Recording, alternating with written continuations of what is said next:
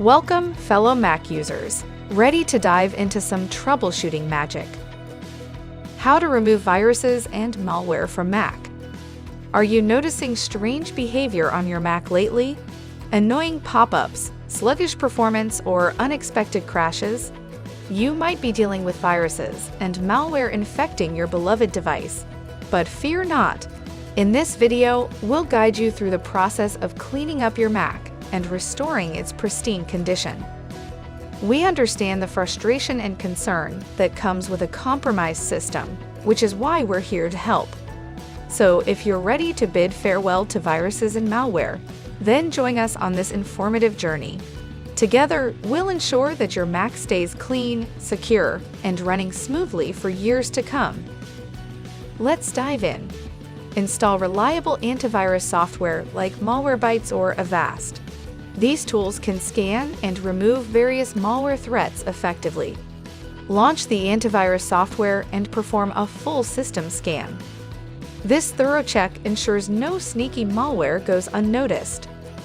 If you suspect malware, disconnect from the internet immediately. This prevents further spread and data loss by cutting off the virus's connection.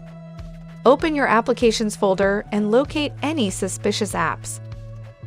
Drag the problematic app to the trash and empty it right away. Reset Safari or Chrome to eliminate any lingering adware or extensions that may have slipped through.